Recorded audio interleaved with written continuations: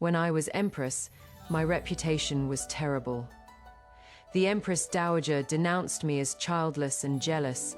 The court officials cursed me as tyrannical and domineering. Even my husband, Wei Yan, after my death, wrote, "Only regret our meeting, both wounded by each other." 8 words, negating our 10 years as husband and wife, half a lifetime of entanglement. Opening my eyes after rebirth, I found him fallen into the water at the spring banquet, desperately calling for help, and I gathered my sleeves, turned around, and walked step by step toward the spring scenery on the embankment. When Wei Yan came to the door, the sky was overcast. He came to thank me for calling someone for him that day at the spring banquet. Everyone in the palace said so, that I was the first to notice and called the palace servants. My parents deliberately avoided us, leaving the 2 of us sitting across from each other in the flower hall. He was wrapped in a thick cloak, his face pale, with dark circles under his eyes. After falling into the water that day, he developed a high fever that still hasn't subsided. His eyes were veiled with mist, and when he looked at people like this, it seemed to contain deep emotion. He held the teacup and asked softly, "Ishwar, is there anything you want?" I lowered my eyes. "Your Highness has already sent many gifts. These past few days, silks and satins, pearls and jade, paintings and calligraphy from previous dynasties filled half a storeroom." But Wei Yan shook his head. The teacup was set down lightly, a clear sound.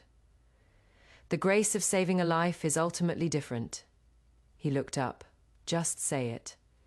He was always impeccably courteous. In my previous life, I personally jumped into the lake to save him. After he woke, he requested an imperial decree for marriage, with the 3 letters and 6 rights, giving full face. In this life, he merely summoned palace servants, yet he still thanked endlessly. Since that is the case, if your Highness truly wishes to thank me, I've heard that the hair ornaments from Yulin Lang this month are exceptionally fine. His eyelashes trembled almost imperceptibly. That set of hair ornaments, in my previous life, I hesitated for a long time and couldn't bear to bid higher. Later, it went to another buyer, and I regretted it. At night, I tossed and turned, that filigree jeweled hairpin constantly swaying before my eyes.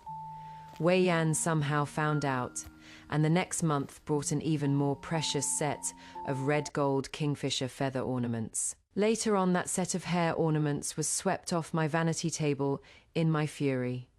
Gold thread snapped, pearls and jade scattered. He stood quietly amid the mess, looked for a long while, then spoke in a low voice. "If you are unhappy, why take it out on things?" That day I was seething with rage because the Empress Dowager had bestowed 2 more beauties. Hearing him say this made me even more furious, so I specifically picked his belongings to smash: inkstones, jade pieces, porcelain vases. As I kept smashing, Wei Yan stopped speaking. He only waited until I'd smashed enough, then had people replace everything one by one. That wasn't indulgence. It was exhaustion. A deep exhaustion with this marriage, with me as a person, at this moment, in the flower hall, tea smoke curled upward. He asked, "Just this?" I nodded. "Just this one." Wei Yan's gaze lingered on my face for a moment. Finally, he agreed. "All right."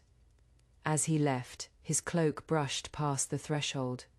He suddenly paused and turned back. The daylight seeped in from behind him, rendering his features indistinct. His lips moved slightly, but in the end, he only left behind one sentence. "The spring chill hasn't passed yet. Second miss should also take care." I lowered my head in courtesy without responding further. The headdress was delivered, along with several boxes of pearl hairpins. They spread out across the table in a display of flowing radiance. Mother held that Bayao hairpin near my temple to compare. Her brows and eyes relaxed. "Look, the second prince's treatment of you, is truly different, after all. In the bronze mirror, gold threads wound around red gems, their luster flowing. It was something that could once make me happy for a long time. I raised my hand to lightly touch the tassels, the coldness spreading along my fingertips. "Mother," I heard myself say, "what if I don't want to be the second prince's consort anymore?" Her movements froze. The room full of flowing light suddenly fell silent. "Have you lost your mind?" Mother lowered her voice. "The Empress Dowager favors it. The second prince is interested. This is such a good match. But your daughter is unwilling." Mother grasped my hand. "Yishu, tell Mother, did the second prince do something?" I said nothing, thinking of my previous life. After I died, my soul drifted by Wei Yan's side for 10 days, watching him choose my posthumous title, add to my mausoleum system, expand my funeral rites, coldly rejecting all objections. The Empress toiled during her life. She should enjoy mourning honors after death. But aside from that, he attended court, handled government affairs, took meals, and retired to bed. All as usual. He even leisurely consumed a bowl of bird's nest soup sent by Consort Chen one evening. So calm, as if he hadn't lost his first wife. At night, I stood by his bed cursing his hypocrisy, cursing his heartlessness, cursing until even I choked up one night. He suddenly woke with a start, sitting up abruptly.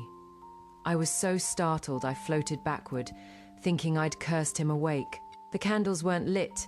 In the darkness, I could only hear his rapid breathing. He sat like that on the bed for a long while, then suddenly put on his robe and got up. Walking to his desk, he ground ink and laid out paper.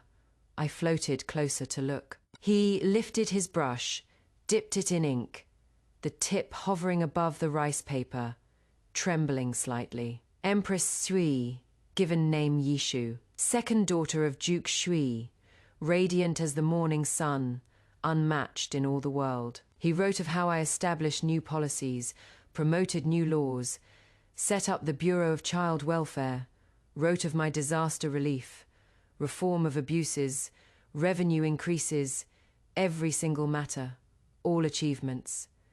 These things had all been accompanied by countless attacks back then. A hen crowing at dawn, domineering and usurping power. A demon empress bringing ruin to the nation. Even Wei Yan and I had quarreled countless times over these matters. The candle flame crackled, with achievements fully recorded. All that remains are matters between us. Lata with me married young, 10 years as husband and wife. Just this one sentence, Wei Yan paused for a very, very long time. As if recalling, the candle flame burned down section by section. He blinked once, then lifted his brush and wrote. Yet worldly affairs twist and turn, ultimately leading to separation. Thinking of the past, only regret our meeting, both wounded by each other. 10 years as husband and wife, entangled for half a lifetime love. Hate, the good, the bad, all grew from our flesh and blood together. He casually wiped it all away with one stroke, saying it would be better had we never met. I was so angry I wanted to curse, but the words stuck in my throat. Because he was right, had we not met.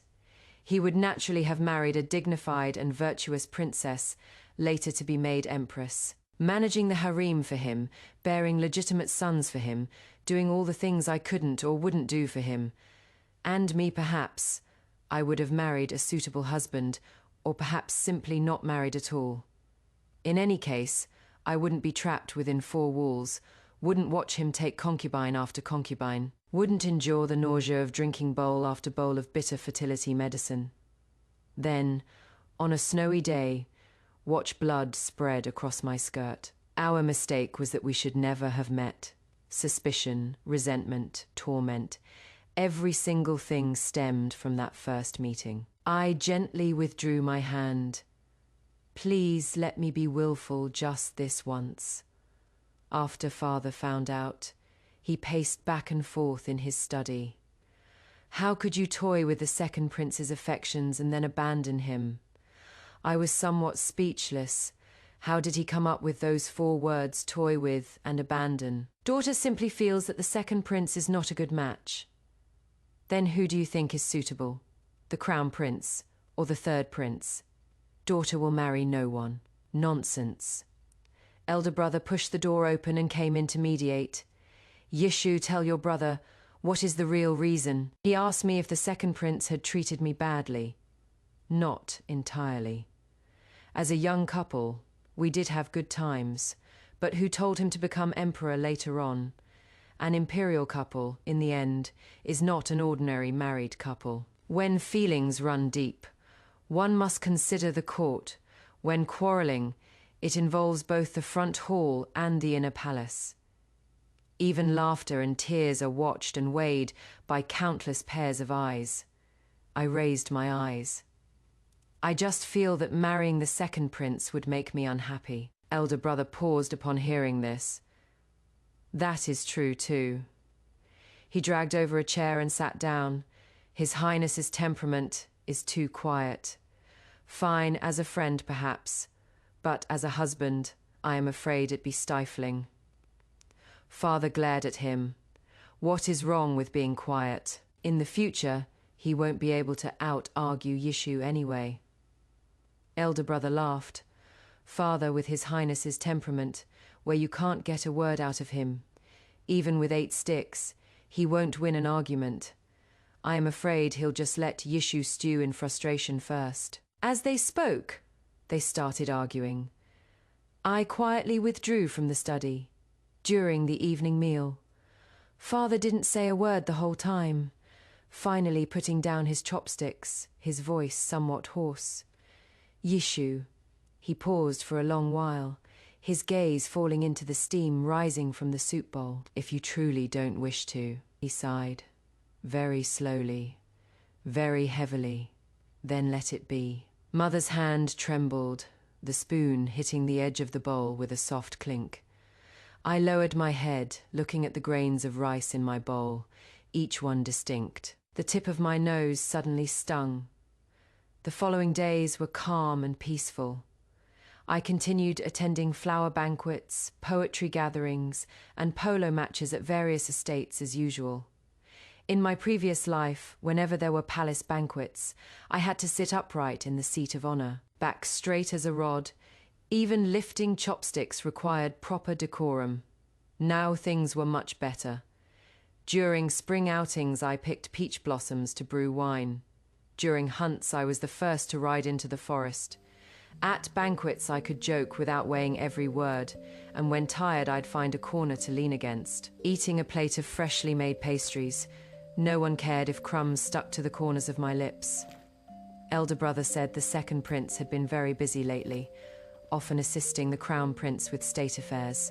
Occasionally catching a distant glimpse, he was indeed always at the crown prince's side. Dressed in a sky blue everyday robe, jade crown binding his hair, eyes slightly lowered when listening to others speak. His profile serene and solitary.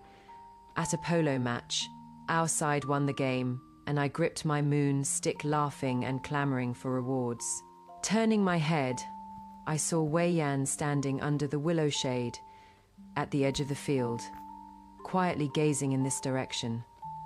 That gaze was deep and heavy, not like watching a game rather. It seemed to look through this moment toward some distant scene that only he knew. Me heart inexplicably tightened, and I nimbly dismounted, diving into the crowd of girls to eat ice cream. During the gathering, noble ladies whispered in discussion, "It is already mid-spring now, yet the second prince still won't part with his cloak." Not only that, my brother went to the Eastern Palace that day and saw the second prince standing in a draft talking, and as he spoke, he started coughing. The crown prince was so anxious he kept sending for the imperial physician. Strange. His health wasn't this weak before. My hand holding the silver spoon paused slightly. The Dragon Boat Festival Palace Banquet. That time, there was truly no avoiding it. Imperial relatives and families of important ministers were all in attendance. I lowered my head, fiddling with the zongzi on my plate, constantly feeling a gaze falling upon my back. But when I raised my eyes to search, the banquet was filled with laughter and chatter, everyone raising their cups. That line of sight hid again among the clinking of cups and mingling of guests, seeming present yet absent. After the banquet began, my brother half covered his face with a fan and leaned close to whisper, "What exactly is going on between you and the second prince?" "Nothing, nothing." My brother lifted his chin. "Nothing, yet he looks at you like that." I instinctively turned my head to look. Wei Yan's gaze passed through the bustling crowd and collided directly with mine. Our eyes met. He didn't look away. The drumbeats from the dragon boats rumbled over, making my heart pound fiercely. He was still looking at me, slowly, ever so slightly. He blinked once. Then he lowered his gaze and drained his cup in one gulp. I abruptly withdrew my gaze, my palms actually breaking out in a thin sweat. "Yishu?" My brother touched my arm. I lowered my head and slowly unwrapped the cold zongzi. The fragrance of glutinous rice mixed with the fresh scent of bamboo leaves spread out. "It is nothing," I said, my voice surprisingly steady. "Perhaps His Highness has had a few extra cups today." Midway through the banquet, I really couldn't sit still anymore. Using the excuse of freshening up, I got up and left my seat. But at the corner of the palace corridor, I heard footsteps behind me. "Second Miss Shui." Wei Yan's voice carried a slight breathlessness, as if he had hurried after me. I had no choice but to turn and bow. "Your Highness." He had drunk some wine today, the corners of his eyes tinged with a faint red. "That set of jewelry," he began, his voice somewhat low. "How come? I've never seen you wear it." I hadn't expected him to ask this and was stunned for a moment. "It is too heavy, inconvenient to wear." He made a sound of acknowledgement, fell silent for a moment, then said, "If it is not to your liking, I can exchange it for something else." "I still have a set. Your Highness misunderstands. The jewelry is excellent." I interrupted him, trying to keep my voice steady. "The debt your Highness wished to repay has already been settled. This subject's daughter dares not accept such generous gifts again." He seemed not to understand, stunned for quite a while. The wind happened to pass through the corridor at this moment.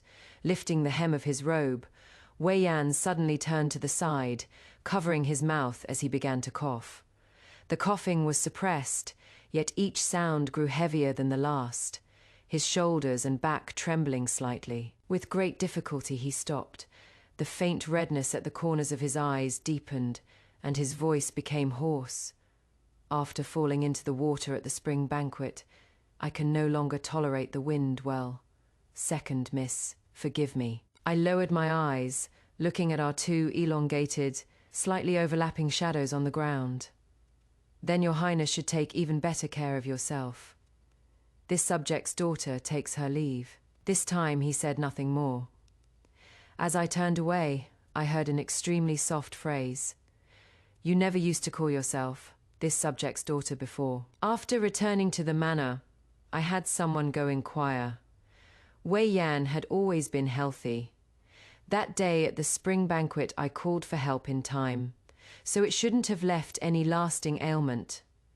The maid came back in the evening with her report, her expression subtle. That day, the second prince seemed possessed. When the palace servants wanted to go down and fish him out, he insisted it was hot, and he wanted to soak a while longer to cool off. He even drove everyone away and soaked in that lake by himself for nearly half a shekan. Later the crown prince got word of it, came over and ordered people to forcibly pull him out. When he came up, his lips were purple, his whole body was shivering, yet he still smiled at the crown prince. The maid said something afterwards about inviting a master to exorcise evil spirits, but I didn't listen. Only one thought exploded in my mind. Wei Yan at this time couldn't swim at all. His swimming skills were something I personally taught him after our marriage in the previous life. He has also come back. I spent 3 days investigating. Wei Yan has been making big moves at court recently. Flood control, anti-corruption, military reform. Every single matter was handled right before disaster struck. Even number was surprised, saying the second prince seemed like a different person lately. As for his attitude toward me, my first thought was, he is sick. In the previous life, he probably lived quite a long time. After being emperor for so long, sitting alone on the dragon throne, people tend to go mad. When old and idle, holding the world yet feeling empty, he began digging up old accounts, regretting this, owing that, and finally closing his eyes thinking, oh, there is also that resentful spouse, the Empress Yuan, then opening his eyes back in his youth. Blood surging, he thought of making amends. The second thought immediately followed. He wants to use the Shui family. Wei Yan is the crown prince's man. He doesn't have many blades of his own, no wanting to shake up deep-rooted problems. The crown prince may not fully agree, and the emperor would weigh it even more carefully. He needs manpower, and the Shui family is the most useful blade. He was used to it in his previous life, so it must come naturally to him in this life. This way, everything makes sense. On the 4th day, I told my family I wanted to find a husband. Wei Yan's desire to compensate will fade, but he will never put down the blade that is the Shui family. I need to find a shield to avoid any mishaps. In the past, I chased after Wei Yan, causing a citywide uproar. No turning to marry another. It is inevitable that people will talk. It is probably hard to find a suitable and appropriate family in the capital. But outside the capital, the world is much wider. My maternal family in Jiangnan has sent letters many times, all about local families with proper backgrounds and decent looks. I didn't fancy any of them. My brother asked me, "What kind are you looking for? I'll keep an eye out for you." I thought about it and said frankly, good-looking, poor family, easy to control. My brother didn't say anything. 3 days later, he left the capital on official business, and when he returned, he actually brought someone back. Parents died early, has some modest property, gentle temperament, and looks are 1 in 10,000. I lifted the bamboo curtain and looked out. In the late spring drizzle, that person stood with an umbrella on the bluestone pavement in the courtyard, wearing a blue robe washed until faded, yet his posture was upright as bamboo. The umbrella rim tilted slightly up, revealing the elegant arc of his jawline. He looked up at me. The moment our eyes met, I froze. Rain beads fall in strings from under the eaves. It is actually Zhang Zhao, or rather, a still, young Zhang Zhao. In my past life, I first met Zhang Zhao in my 3rd year as empress. That year I had a miscarriage, and it took half a year of medicinal soups before I could barely get out of bed. When Wei Yan came, he always stood outside the screen to pay his respects, his voice distant and far away. At that time, the Shui family was also being hounded by the censorate over an old case, and my father and brothers walked on thin ice at court. I could only grasp at something myself. Wei Yan tacitly allowed it, perhaps out of guilt, perhaps thinking a woman couldn't stir up any waves. At first it was just some inconsequential memorials, but gradually they involved governance and finances. The buzzing discussions at court, I heard them clearly sitting behind the curtain. A hen crowing at dawn, they said Jiang Zhao was the first to actively seek me out. That day the snow was heavy, and he recited those few memorials of mine word for word, talking about benefiting the people, about the long term, about how others were short. Cited, even saying my handwriting on the memorials had character, his voice clear and bright. Sentence by sentence, like rehearsed lines from a play. When he finished, I had someone remove the screen. He paused. The sound of wind and snow outside the hall suddenly became clear. The respect in his eyes slowly faded away, revealing underneath a bit of sharpness, something that refused to accept fate. He was quiet for a long time. So long I thought he wouldn't speak. Then he sighed. I've got no way out. Spent half my life studying, stumbled my way into office, only to find that with His Majesty, we're at odds at every turn. Everyone from my examination year has climbed up, but me, I am stuck at the 6th rank, can't budge. His Adam's apple bobbed, his voice dropped lower, yet every word was clear. I am not willing to accept this. He had nowhere else to turn, so he came knocking on my side door to try his luck. That day I left him a cup of hot tea. Later he became the sharpest blade in my hand, schemed for me, took the fall for me, deflected countless open attacks and hidden arrows for me. The two of us played off each other in court, colluding like wolves in cahoots. Jiang Zhao wasn't without regrets either, often beating his chest and sighing. I really got on your pirate ship. Meme. It is not too late to jump off now. He paused. Forget it. What? The ship's already in the middle of the river. I said then, keep working. He sighed while drafting memorials, and the next day at court still engaged in verbal battles for me as usual. The year my illness grew severe, I started planning escape routes for those around me. Father retired.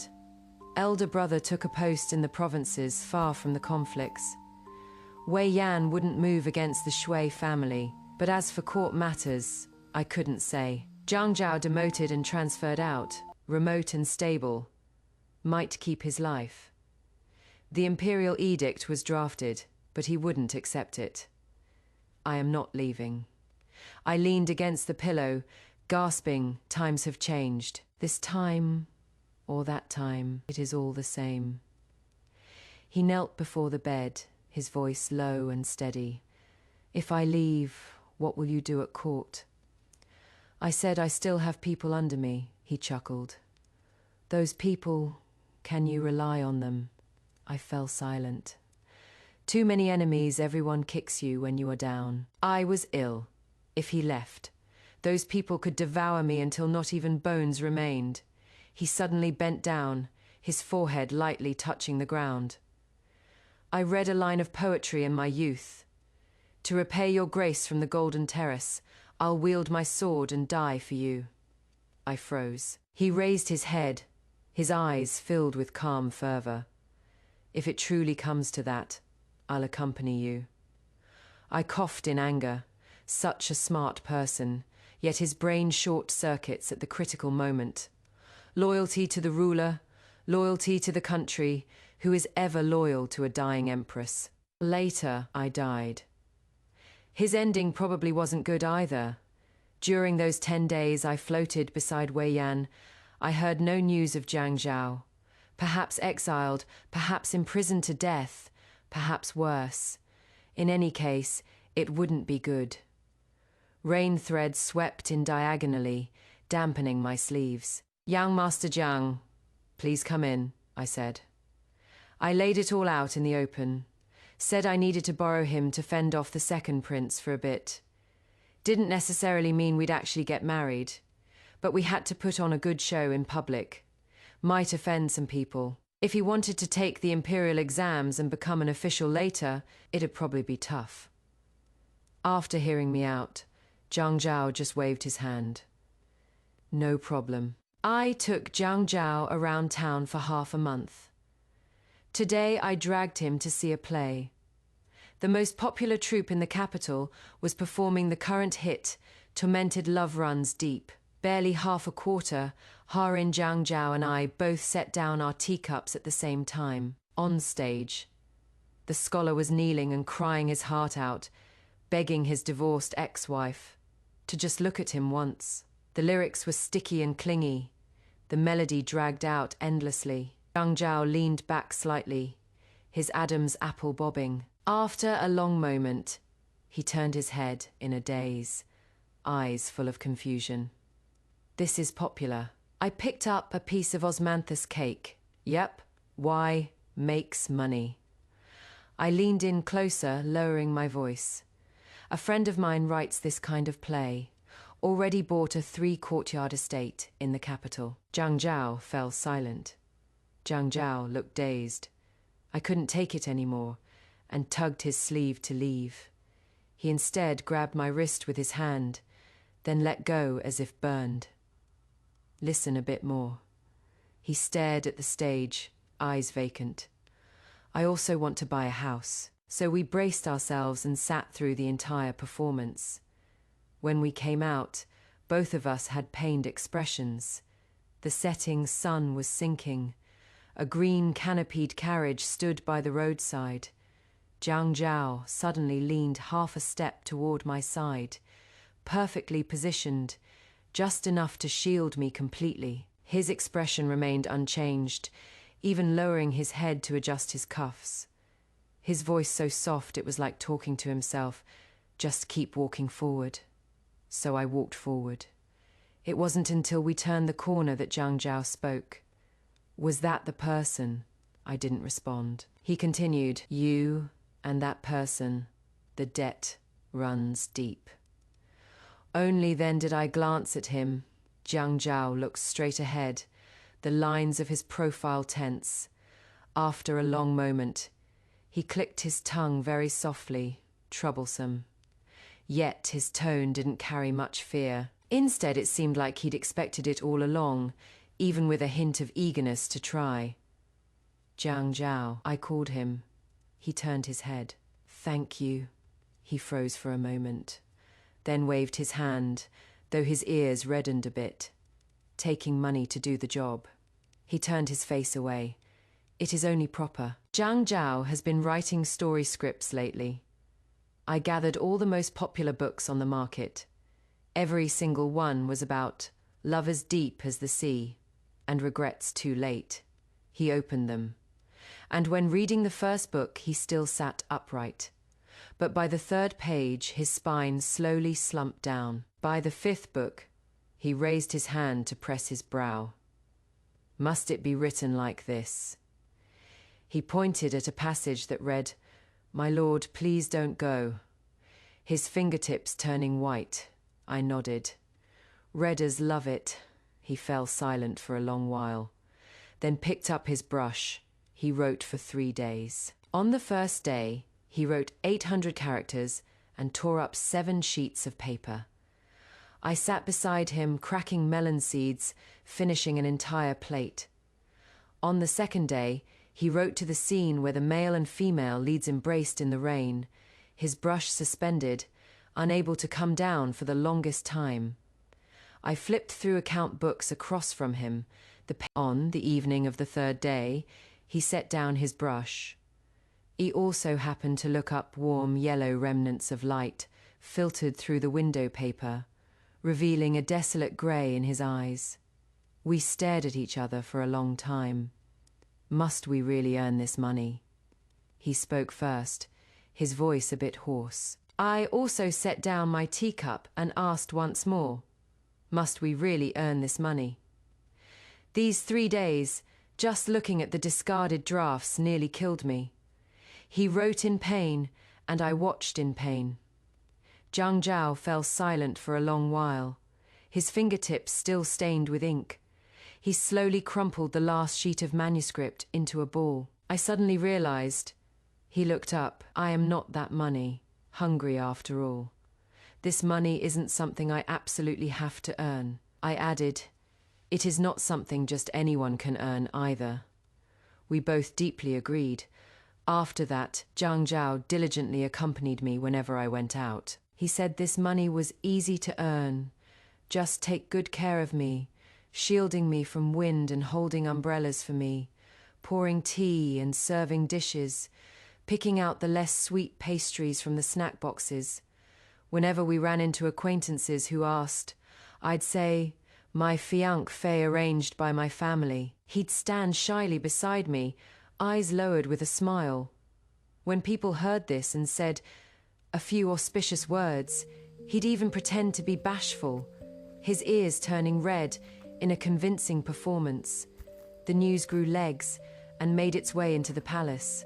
The Empress Dowager summoned my mother to the palace, asked a couple questions, then bestowed 2 bolts of palace silk and said nothing more.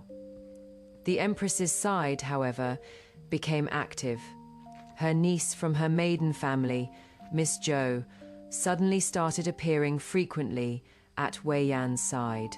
There were also other young ladies from the censorate families, from the general's mansion, like flower buds blown open by the wind.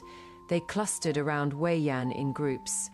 I was never the only candidate for the second prince's consort. Previously, the Empress favored her own niece, but the Empress Dowager thought the Zhou family too powerful and refused to budge. Among the many candidates, my family background was sufficient. My appearance and character were adequate, and I was the most proactive. In my previous life at the spring banquet, I risked my life to save him when he fell in the lake. The Empress Dowager was pleased to see it happen. The Empress had no grounds to object, so it naturally fell into place. No, things are different. I didn't jump into that lake, and I am engaged to someone else. The Empress naturally refused to relent. The day I ran into Wei Yan, I took Zhang Zhao to a temple outside the city. The incense was strong, the voices noisy. Zhang Zhao looked up at the plaque and suddenly said, "I am going to draw a divination stick." "What for?" "Marriage fortune." The words slipped out and we both froze. Wind passed through the corridor. Copper bells chimed softly. Zhang Zhao turned his face away first, but his voice was matter of fact. "If you are going to act, go all the way. Get it." I laughed. Got it. The hall of the God of Wealth was so packed you couldn't squeeze in. Bored, I went with him to the hall of marriage. Zhang Zhao knelt properly, eyes closed as he shook the fortune stick container. A bamboo stick fell to the ground.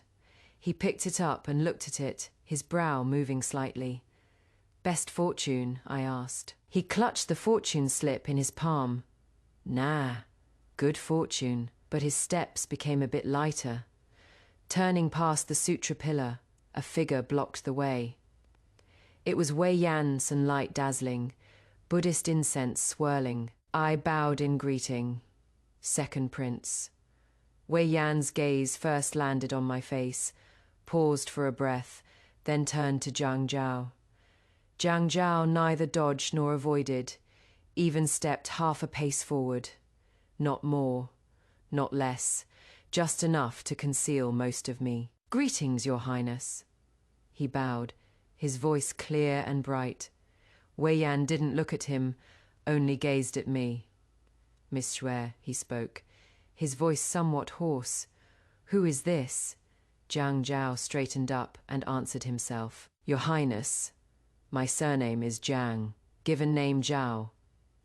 He turned his face to look at me, eyes curving with a very gentle smile. "I am Yishu's fiancé." The 4 words, fiancé, he said lightly, but enunciated clearly. Wei Yan's eyelashes trembled slightly. He finally looked toward Zhang Zhao. His gaze was heavy, as if suppressing something, grinding over inch by inch. Zhang Zhao met his eyes, his smile unchanged by half a fraction. Even more composed, his sleeve shifted slightly as his fingertips lightly brushed the edge of my hanging sleeve. It was an extremely small gesture, intimate, natural. Wei Yan's gaze fell on that point of contact. It lingered for a long time. The scent of incense drifted over in wisps. "Master Zhang," Wei Yan slowly spoke. "Where are you from, Lin Zhou? What does your family do for a living?" My parents passed early, left behind some meager fields, barely enough to get by. This year's imperial examination. Failed. Zhang Zhao answered readily, even with a somewhat bashful smile. "My learning is inadequate. I've made your highness laugh." Question and answer, Wei Yan held the upper hand throughout. But Jiang Zhao stood steady and firm. He was neither humble nor arrogant. He answered whatever was asked. His brows and eyes always gentle, yet inexplicably made people feel like a fist punching into cotton. Wei Yan fell silent for a moment. Miss Shui, he suddenly turned to me, his voice lowering. May I have a word in private? Jiang Zhao didn't move. He still stood in front of me, only tilting his head slightly, asking me with his gaze. He shook my head. Your Highness, if you have something to say, please say it here, I said. Jiang Zhao is not an outsider. Wei Yan's Adam's apple bobbed. He looked toward Jiang Zhao. Jiang Zhao lowered his eyes at the right moment, stepping back a few paces thoughtfully and sensibly, yet still within hearing distance. That suppressed something in Wei Yan's eyes finally overflowed. Your engagement. His voice was very soft, as if afraid of shattering something.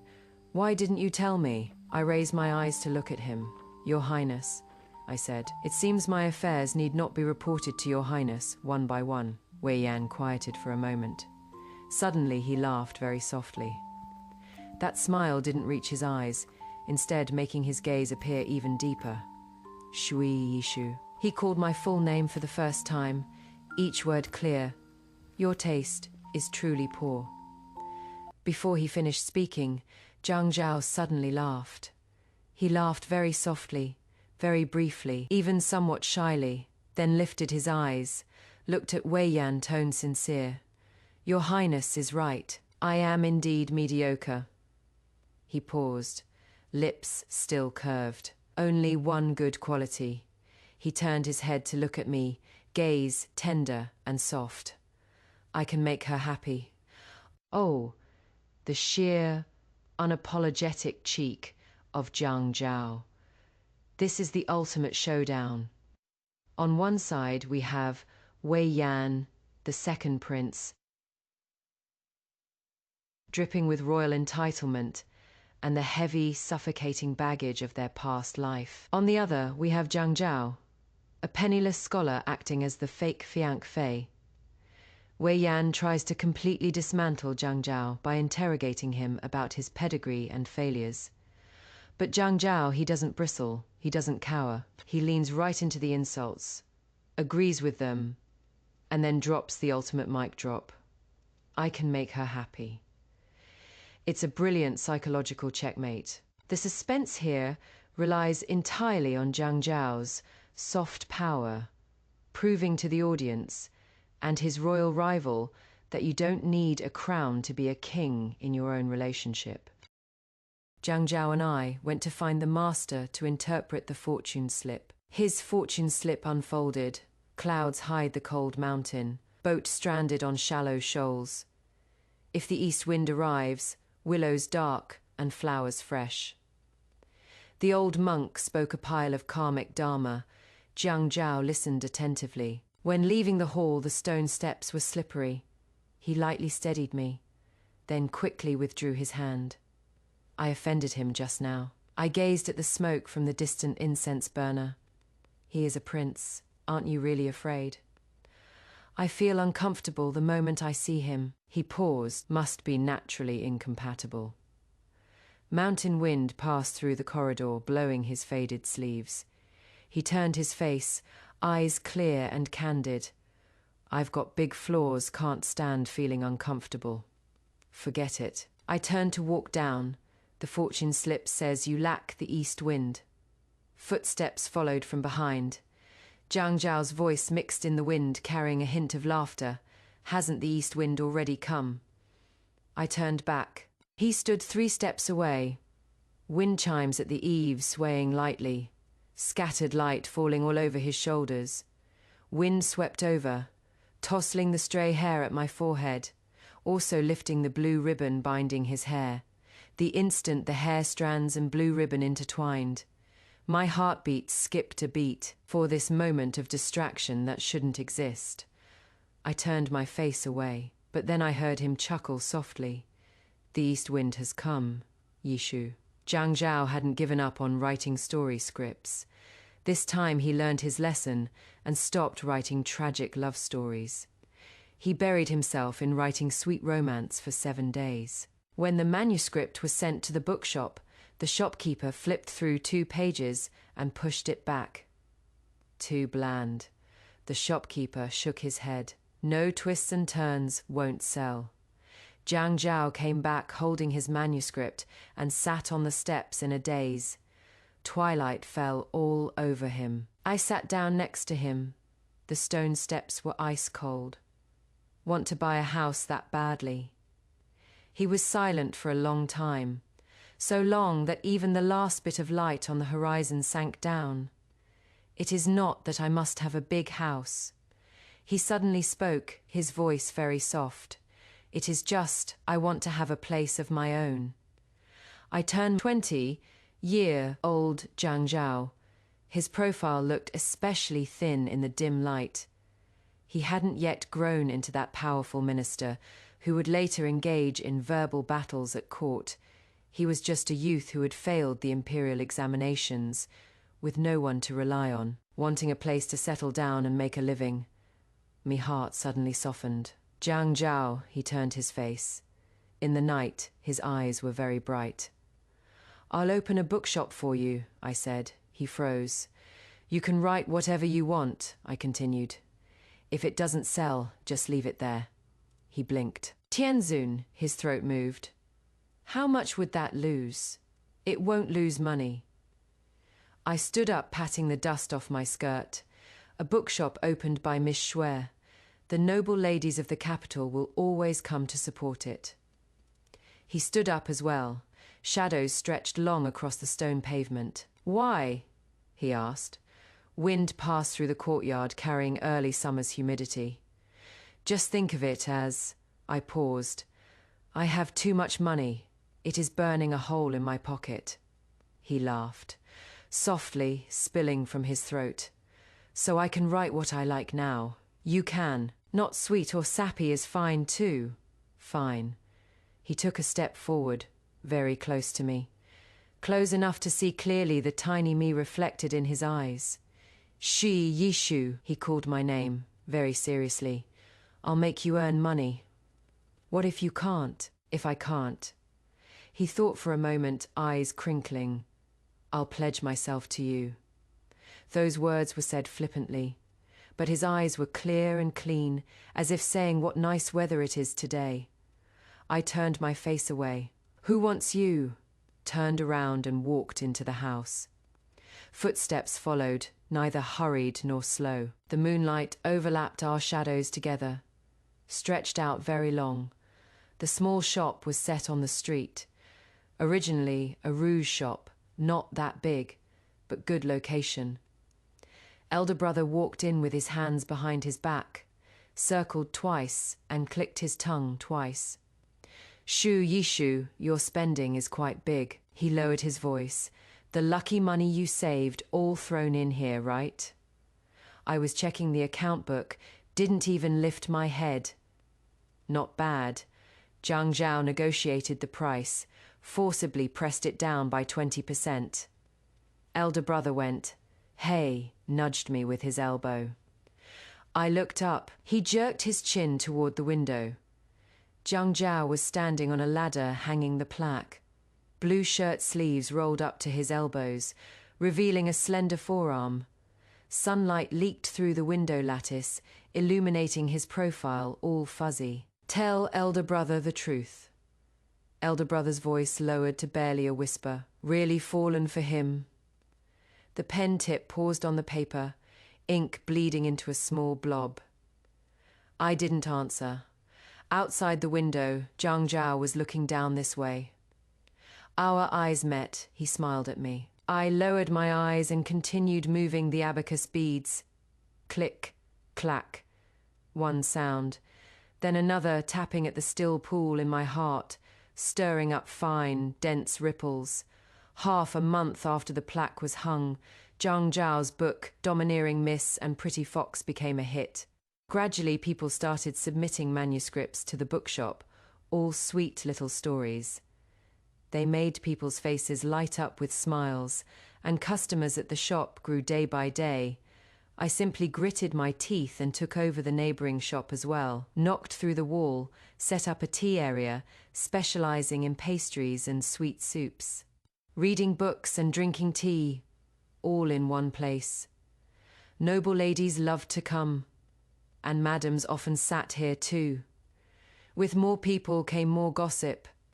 The eldest princess kept male favorites, raising 7 of them. The second prince accompanied the crown prince on an imperial inspection tour outside the capital, having left the capital for over a month now, while the third prince's side was making big moves. The liveliest was the Kwai family. A while back, Master Kwai's mistress made a scene at his door, and he forced his wife to arrange for taking a concubine. He declared, "This was a loveless arranged marriage to begin with. If you meet a good man in the future, I'll make it happen for you too." His words rang with conviction. This morning, the male lover that Madame Kui had been keeping just showed his face, and Master Kui smashed a whole room of porcelain, making a scene like his life depended on it. Jiang Zhao and I listened to it all, then sat together, chit-chatting idly. With cakes and pastries, a pot of tea could while away half an afternoon. The bookshop's business was visibly picking up. Jiang Zhao wasn't just writing stories anymore. Accounts, purchasing, expanding the shop. He picked it all up incredibly fast. Sometimes I'd look up and see him standing at the counter organizing books, his profile elegant and refined, fingertips brushing over the spines. We closed late today. The summer rain had just stopped, the wet bluestone slabs reflecting the lamplight. I said I didn't want to take a carriage. Jiang Zhao then went to borrow an umbrella. The wind after the rain carried a hint of earthiness, mixed with the scent of soil and crushed flowers and leaves. He tilted the umbrella toward me, leaving half his shoulder exposed to the misty rain. I noticed and quietly shifted half a step toward him. With that misstep, our arms lightly touched. Warmth came through the thin fabric. Both of us paused at the same time. Then both pretended nothing happened and kept walking forward. Only the sound of footsteps could be heard, his and mine light and heavy, overlapping together. That night I dreamed of a bamboo forest. After the spring rain, bamboo shoots broke through the soil, crackling and popping. I thought about it for 3 days.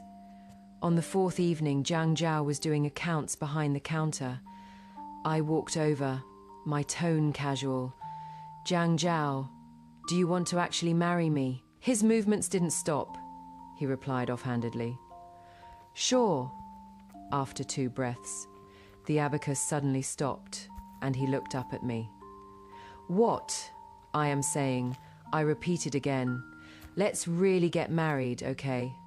His ears turned red first, then his whole face, even his neck, flushed with a light red. The abacus bead slipped from between his fingers, click, and rolled onto the floor. He bent down in a fluster to pick it up, and when he stood up, his forehead knocked against the corner of the counter with a dull thud. He stood up straight, rubbing his temple, his gaze wandering, just wouldn't look at me. After a long while, he finally squeezed out a voice, awkward in a way that wasn't like him. "That won't really work." I was stunned. "You don't think I am good enough?" "No." He turned back urgently, eyes wide open. How could I? Then why? His fingers picked at the edge of the counter, picking until his knuckles turned white.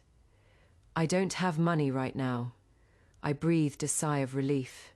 "I have money." He shook his head, very stubborn. "That is not the same thing." "Then what would be the same thing?" He stopped talking, eyes lowered. His eyelashes cast faint shadows on his cheeks. "After a long time," he said in a low voice. "Wait for me, how long?" "Soon." "All right then." I didn't push him further. Yet Jiang Zhao seemed like he'd been lashed with a whip. The bookstore dividends, he kept not a cent, putting it all into business, tea leaves, silk, goods from south to north. He minded the shop by day, balanced accounts by night, faint shadows forming beneath his eyes. I asked him, "You are not taking the imperial exams anymore?" He was going over the ledger, his brush tip pausing at my words. The ink bled into a small dot on the paper. He looked up, his expression somewhat strange. "I had a dream a while back." He set down his brush, rubbing his brow. "Stumbling into officialdom, only to be overlooked, squeezed out by colleagues, suppressed by superiors. 10 years of that, still just a 6th-rank official." He put down his brush, letting out the faintest sigh. "I used to think becoming an official was the only way to turn things around. But those days in the dream," he shook his head, "too stifling." I said nothing more. Jiang Zhao really did make the business work. Within half a year, he'd already bought a residence in the capital. 3 courtyards deep, just 1 street away from the Shui estate. Blue bricks and black tiles, courtyards within courtyards. He pointed out each area, but his voice grew quieter and quieter. "It can't compare to the Shui estate's grandeur. I am afraid you'll have to make do from now on." I said I wouldn't be making do. He kept going. "The garden's not spacious enough either. Come summer, it probably won't be cool enough." I couldn't stand listening anymore and turned to throw my arms around him. He fell silent at once. Only the soft sound of autumn wind sweeping through withered leaves remained by my ears. Me face buried in his shoulder. I thought, the house deed has my name on it. The beauty and the house are both mine. What do I have to feel wronged about? His arms slowly wrapped around me, holding tight. His breath brushed the top of my head, trembling slightly. Before winter came, Jiang Zhao invited an official matchmaker, properly and formally visiting the Shui residence, laying out his assets for my parents to see. He looked at my parents, his gaze clear and candid. "This junior dare not claim I can give Yishu boundless wealth and glory. But in this life, I will never let her suffer even the slightest grievance." As his words fell, the room went silent. Father closed the account book. "Has the date been set?" he asked. Jiang Zhao said, "We'll follow your wishes." But his gaze drifted toward me, as if asking, "What about you? When do you want to marry me?" I lifted my chin. "Let's do it in spring, when the weather's nice." I like spring. The next time I heard news of Wei Yan, it was already before the year's end. The crown prince encountered an assassination attempt on his way back to the capital. He blocked an arrow for the crown prince, hit in a critical spot. His Majesty was furious and issued an edict to investigate thoroughly.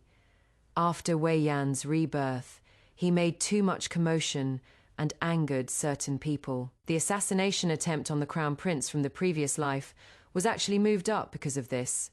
Word spread through the streets and alleys that the second prince nearly didn't make it this time. 3 days later, an invitation was sent from the second prince's residence. Wei Yan had woken up and specifically asked to see me. Jiang Zhao was fastening my cloak ties for me, his fingertips winding around the silk ribbon. 1 loop, 2 loops. Perfect timing. His voice was flat. Send him back a wedding invitation. The ties were pulled a bit tight. I tilted my head back to catch my breath. I stood on my tiptoes and kissed the corner of his lips. "Come with me." He froze completely, his ears flushing red in an instant. He glared at me, and after a long while managed to squeeze out, "Hooligan." I smiled and leaned closer. "Oh, come on, we're already engaged. What is this about being a hooligan or not?" He fell silent, pressing his lips together as he loosened the ties for me. When I arrived, Wei Yan was half reclined on the bed. No one else was left in the room. The medicinal smell hung heavy in the air. I picked out a round stool to sit on and casually grabbed an orange from the fruit plate on the table. The orange peel burst with tiny droplets of juice that stuck to my fingertips, astringent and fragrant. Wei Yan said he had also come back. On the day of the spring banquet, he had soaked in the lake for quite a while. The water was so cold, ice shards seeped into the crevices of his bones. The palace servants wanted to fish her out, but he stopped them. He thought, wait a bit longer, wait for her to come. But until his consciousness blurred, the shore remained empty. He thought then, it is over. If I don't save her, the Empress won't relent, and the marriage won't happen. But then he thought again, maybe that is fine, might as well. Clean up all the troubles from the past life first. This time, Imperial brother won't be assassinated, won't die young, and he won't have to be that emperor either. He spoke extremely slowly, word by word, grinding them out from his cracked lips. He said he would ask Father Emperor and Imperial brother for a favor. No fief, no power, just a proper marriage. He said no harem, no court politics, no women he had to take in, no compromises he had to make. He said this lifetime it is just the two of us. I can do whatever I want. That is not it. It is not about the throne, and it is not about other people either. I actually thought about what it would be like if he weren't emperor, thought about it many times. In the end, I realized it would still be the same. The throne only magnified everything. Despite 1,000 external factors, the root is still in our bones. We're attracted to each other's completely opposite natures, but love and hate share the same cause. He loves my liveliness, yet dislikes that I am too noisy. I admire his thoroughness, yet resent that he is too cold. What perfectly complemented each other when in love becomes wrong in every way, when resentful. Grinding until bloodied, grinding until resentful, grinding until the end. Even that initial spark of affection becomes ironic. I slowly peeled the orange, removing every bit of pith cleanly. Too sour, not good.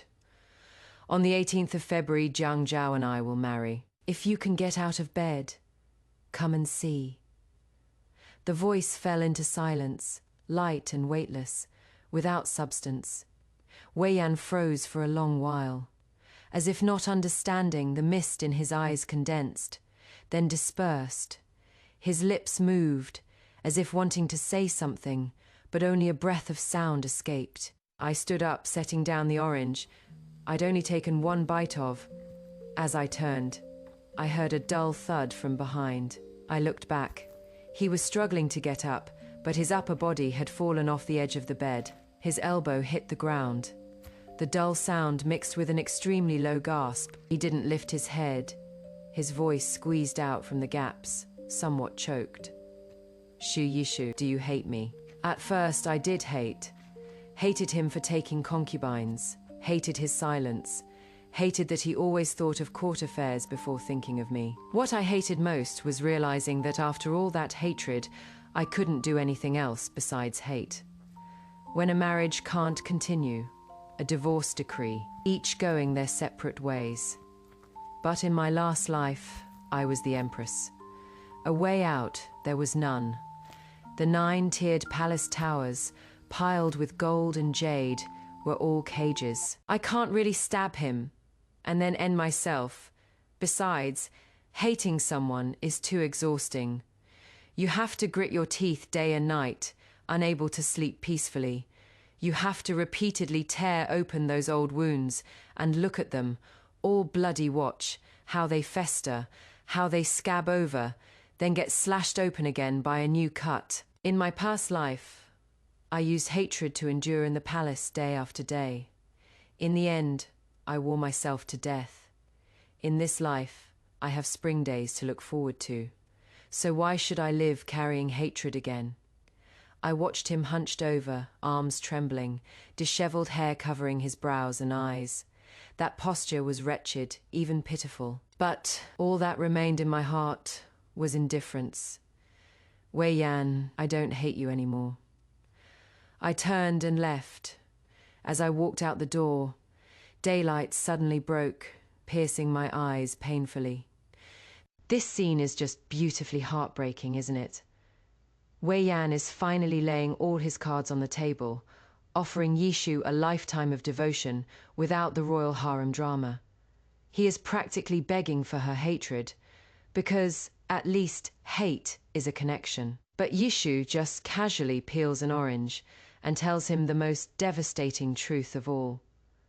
I don't hate you anymore. Hating someone is a full-time job. It's utterly exhausting. By dropping her hatred, she strips him of his last bit of significance in her life. It's not an explosive screaming match. It's a quiet, cold realization that he is no longer worth her emotional labor. As an audience, you can literally feel the heavy chains of her past life falling away as she steps out into the daylight. Zhang Zhao was waiting outside the residence, some scattered snow on his shoulders. Hearing the sound, he turned to look at me, his gaze first sweeping over me from head to toe, confirming I was fine. His tense shoulders finally relaxed. Done talking? He walked over, naturally, tucking a hand warmer into my hands. Let's go home. February 18th, the spring light was perfect. Red decorations filled the room. Guests filled the hall. At the banquet, Zhang Zhao didn't refuse a single cup of wine offered in toast.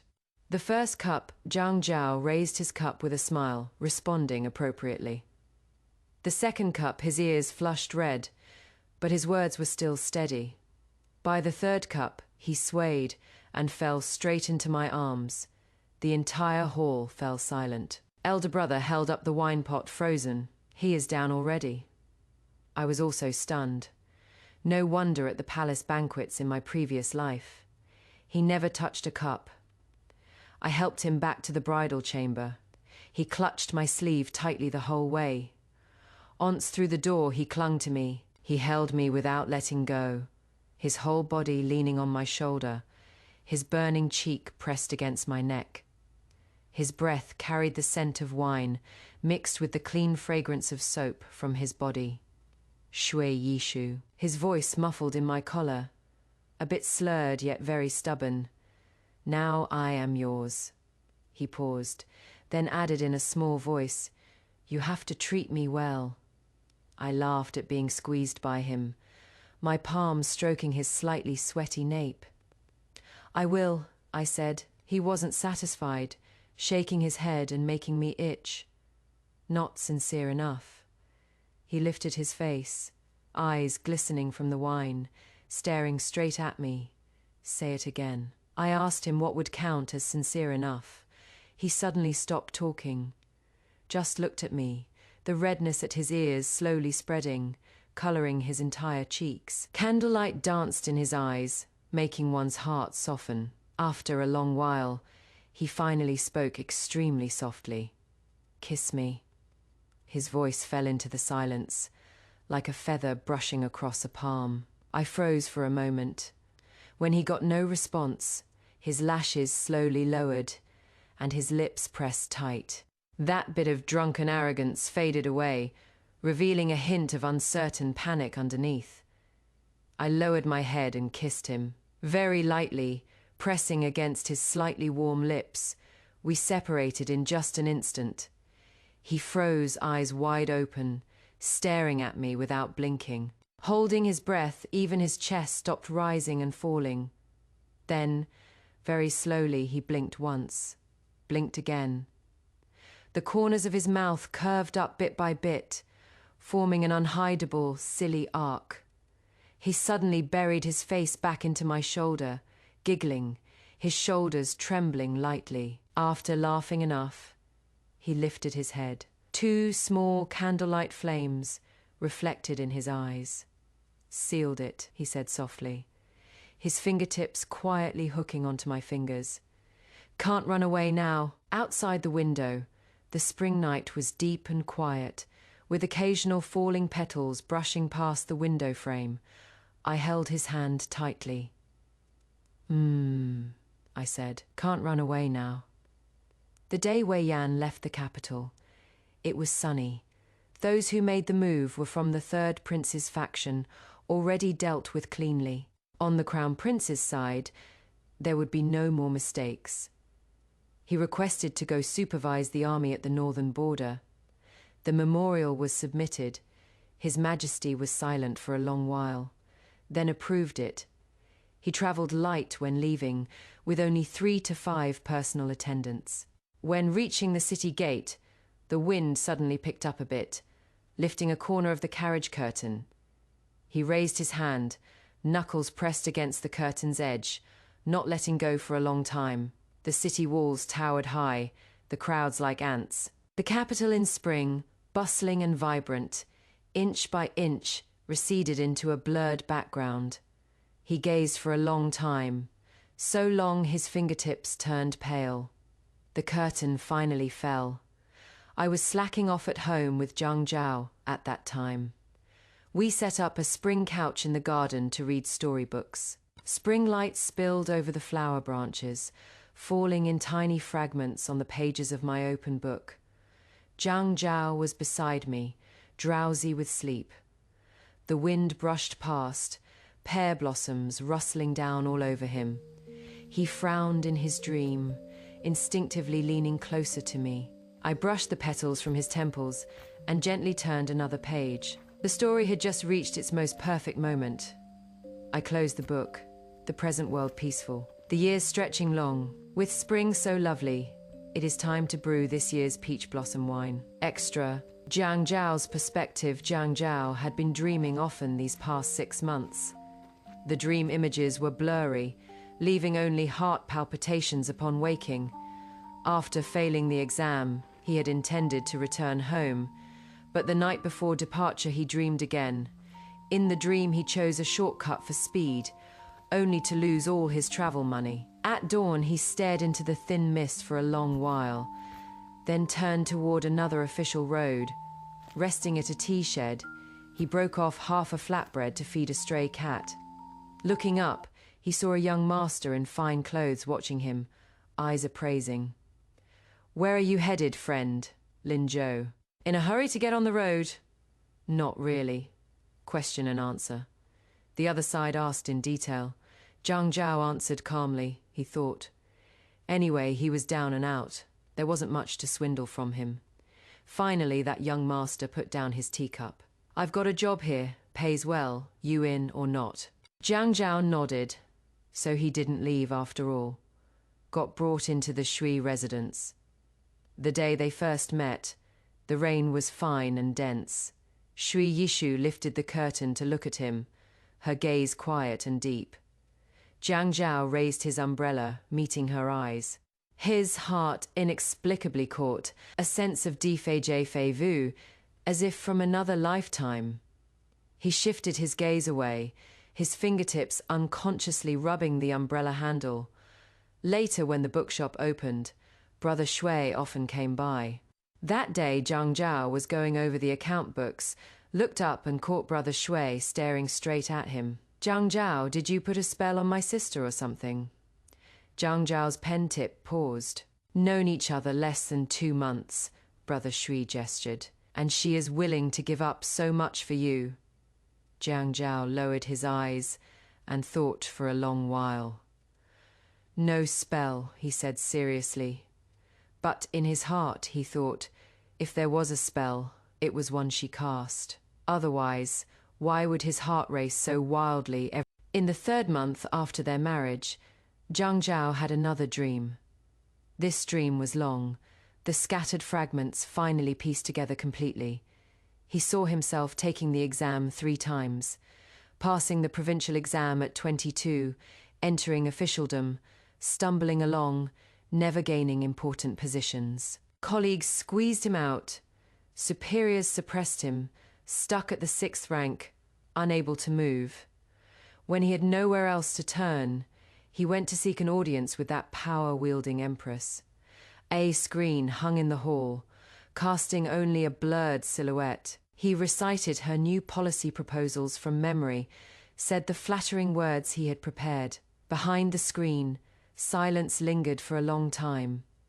Then she said, "Remove it." The palace attendants moved the screen aside. Candlelight leaped in, illuminating that face. It was Shu Yishu. Lord Jiang, speak truthfully. He spoke truthfully. From then on, they advanced and retreated together, each other's blade and shield.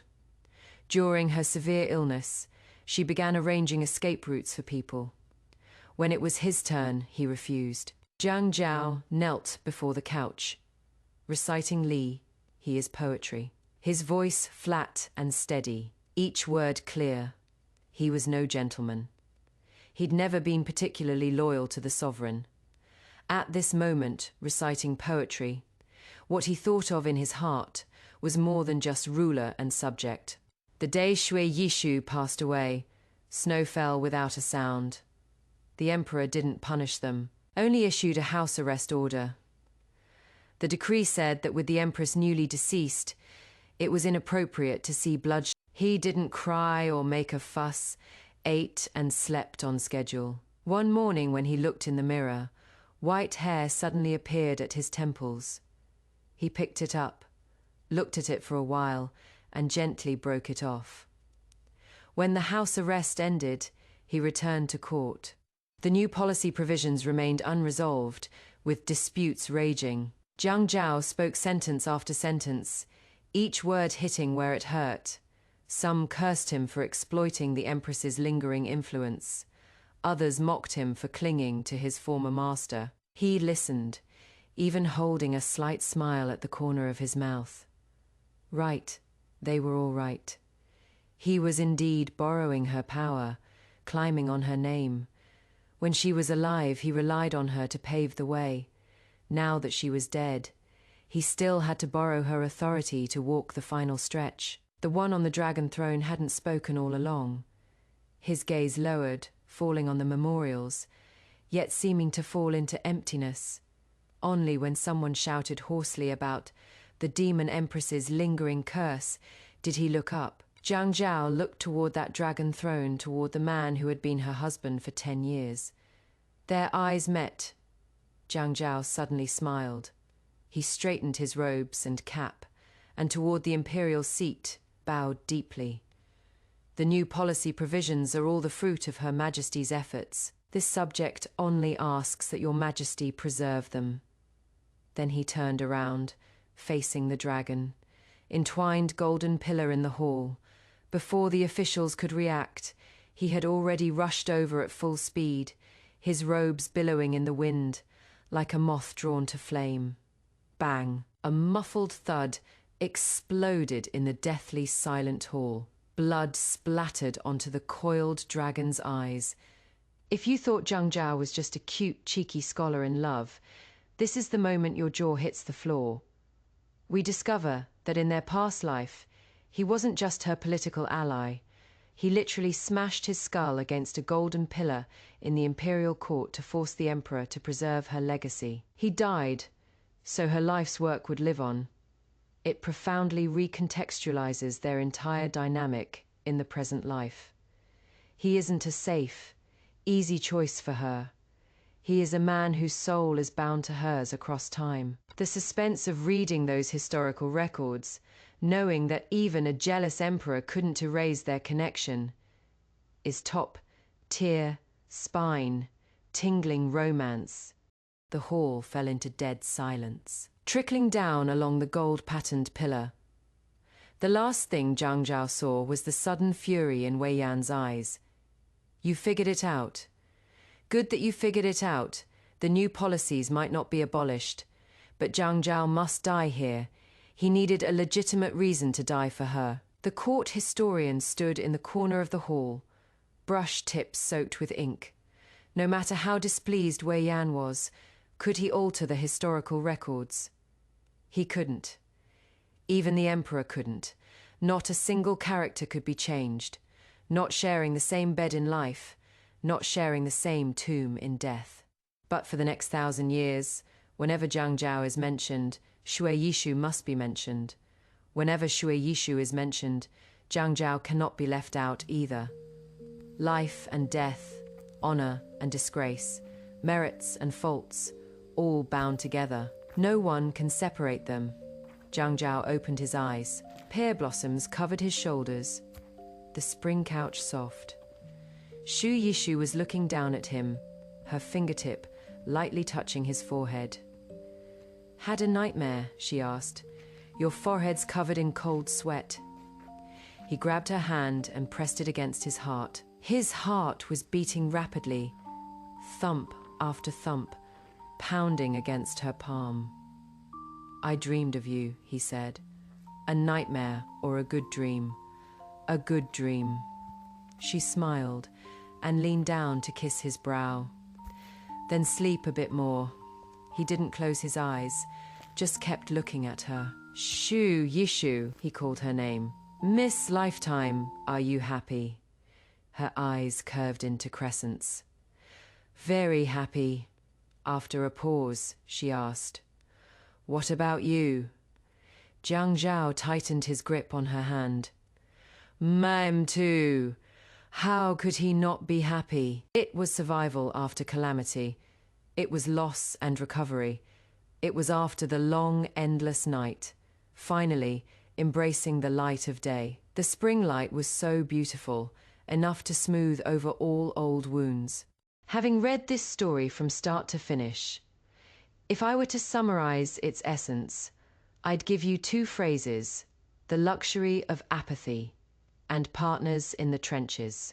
Firstly, from an emotional perspective, the story beautifully illustrates the luxury of apathy. We are often taught that we must forgive or passionately fight our past traumas. But Shui Yishu teaches us that the ultimate form of self-care is simply putting the baggage down. She realizes that trying to fix a broken relationship is a fool's errand. Her freedom didn't come from destroying her ex-husband. It came from realizing he simply didn't matter anymore. Secondly, looking at love, the story defines partners in the trenches. Wei Yan offered her a golden cage that he possessed. Jiang Zhao had nothing, but he offered to stand in the rain with her, sharing his umbrella.